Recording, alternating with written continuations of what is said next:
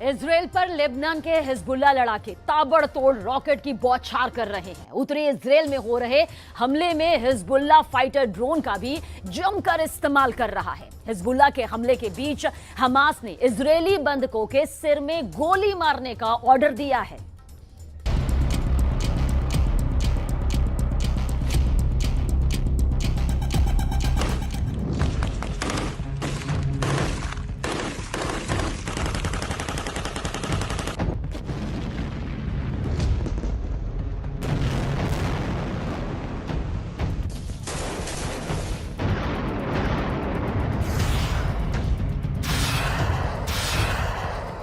Israel का Hamas से युद्ध चल रहा है।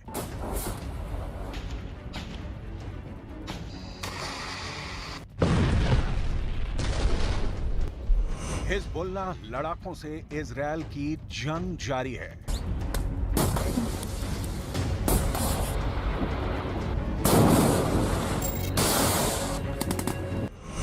अब क्या अगला नंबर जॉर्डन से आर पार की लड़ाई का है?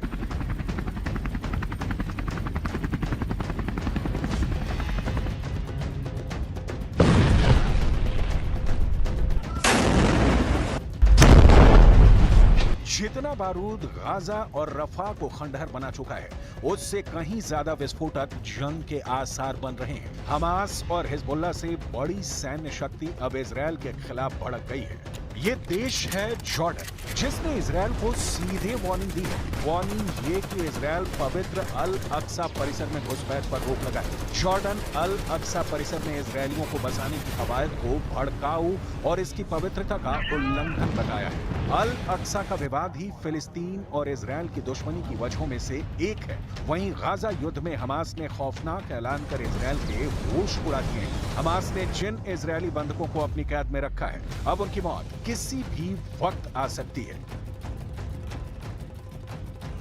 हमास ने इजरायली बंधकों के सिर पर बांधी बारूदी बेल्ट। आईडीएफ फोर्स आगे बढ़ी तो सिनवार दबाएगा ट्रिगर। नेतन्याहू के जंगी जेट बनेंगे उड़ता ताबूत। हिजबुल्लाह हमास का ज्वाइंट अटैक अब शुरू।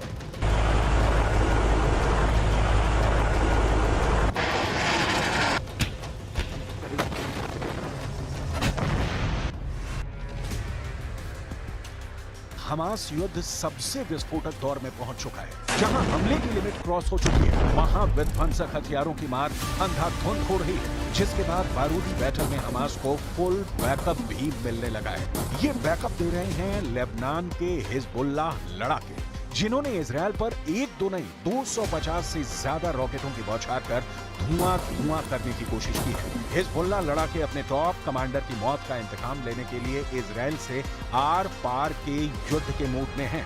इजराइल भी युद्ध में जंगी जेट के साथ उतर आया है। हिजबुल्लाह पर पलटवार के लिए इजराइल ने 8 जंगी जेट का आसमानी बेड़ा उड़ाया।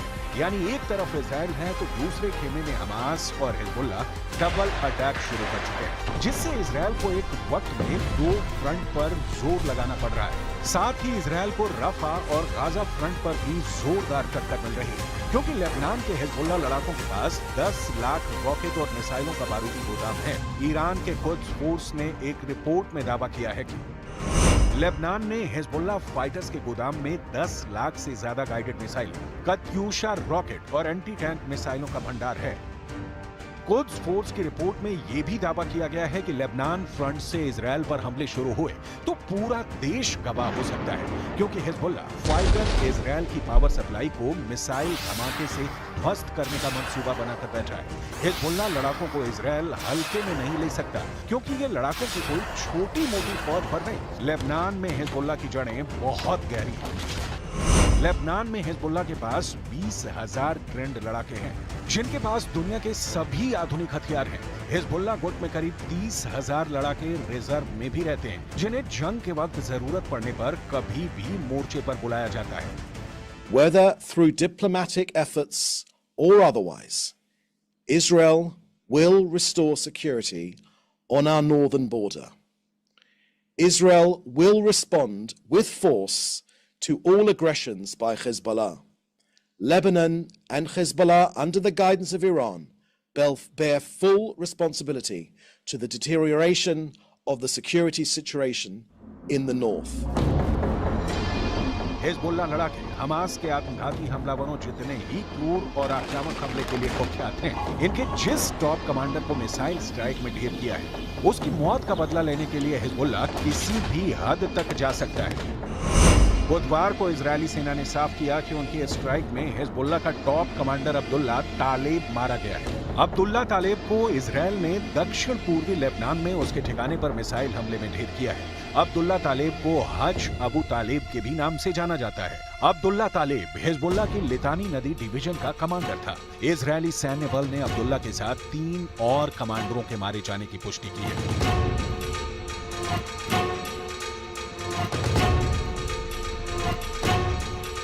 इजरायल से मिले झटके ने हिजबुल्लाह लड़ाकों को भड़का दिया, जिससे इजरायल में बड़े हमले का अलर्ट है। वहीं हमास की तरफ से लड़ाकों को सीधा ऑर्डर दे दिया गया है कि अब इजरायल की फोर्स को देखते ही बंधकों को सिर में गोली मार दी जाए।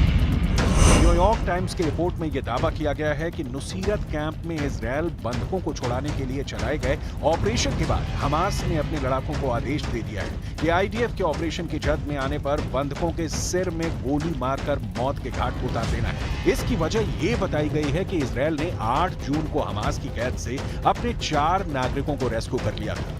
इजरायल के ऑपरेशन में 270 से ज्यादा की मौत हुई थी। हमास ने दावा किया था कि हमले में 3 बंधकों की भी मौत हुई थी। रिपोर्ट के मुताबिक अमेरिका और इजरायल के इंटेलिजेंस और मिलिट्री की टीम लगातार ड्रोन, सैटेलाइट और दूसरे तरीकों से गाजा के बंधकों को ट्रैप करने की कोशिश कर रही है। इजरायल अब तक अपने 7 बंधकों को रेस्क्यू करने में कामयाब रहा है। दूसरी तरफ हमास ने अब बंधकों को ऐसी जगहों पर शिफ्ट कर दिया है जहां उन्हें ढूंढ पाना लगभग मुश्किल होगा, क्योंकि बंधकों की लोकेशन लगातार बदली जा रही है, जिससे इजरायली सैनिक उन तक पहुंच ना सके। हालांकि इजरायली फोर्स अटैक मोड में है। रफा और गाजा के चप्पे चप्पे को खंगाल रहे आईडीएफ सोल्जर हमास लड़ाकों का सफाया करते हुए बंधकों की रिहाई का ऑपरेशन चला रहे हैं, क्योंकि यूएनएससी में इजरायल पर जल्द से जल्द युद्ध खत्म करने का दबाव बढ़ता जा रहा है। उधर 8 महीने से चल रही जंग में हमास के भी हौसले पस्त होते जा रहे हैं। हमास ने अमेरिका समर्थित युद्ध विराम प्लान मानने की हामी भर दी है। हमास इजरायल के साथ परमानेंट गाजा सीज फायर की भी गुहार लगा रहा है। यूएनएससी में इजरायल हमास जंग रोकने का प्रस्ताव 10 जून को ही पास हो गया था। अमेरिका के पेश किए गए प्रस्ताव पर हुई वोटिंग में 15 में से 14 देशों ने पक्ष में वोट डाला, जबकि वीटो पावर रखने वाले रूस ने प्रस्ताव से दूरी बनाई। अमेरिका के सीज फायर प्रपोजल में 3 फेज में जंग खत्म करने की बात कही गई है, जिसमें पहले फेज में 6 हफ्ते का सीज फायर होगा। इस दौरान हमास के कैद में मौजूद कुछ इजरायली बंधक और इजरायल की जेल में बंद फिलिस्तीनियों की रिहाई की बात कही गई है। इसके बाद दूसरे फेज में जंग को पूरी तरह से रोककर बाकी बंधकों को रिहा कर दिया जाएगा। आखिरी फेज में गाजा पट्टी को फिर से बसाने का जिक्र है। प्रेसिडेंट बाइडेन दावा कर चुके हैं कि इजरायल इस प्रस्ताव को स्वीकार करने को तैयार है, लेकिन नेतन्याहू युद्ध खत्म करने के मूड में कतई नहीं दिख रहे, क्योंकि उन्होंने अमेरिकी सीज फायर प्रस्ताव के केवल कुछ हिस्से पर सहमति जताई है। नेतन्याहू ने ऐलान कर रखा है कि हमास के खात्मे तक ये युद्ध रुकने वाला नहीं। अमेरिकी विदेश मंत्री एंटनी ब्लिंकन ने भी गाजा युद्ध के और विनाशकारी होने की भविष्यवाणी कर दी है। ब्लिंकन ने दावा किया कि हमास ने युद्ध विराम की शर्तों में बदलाव किया है, जिसमें कुछ शर्तें मानना मुश्किल है, यानी जंग जारी रहेगी और जोरदार भी होगी।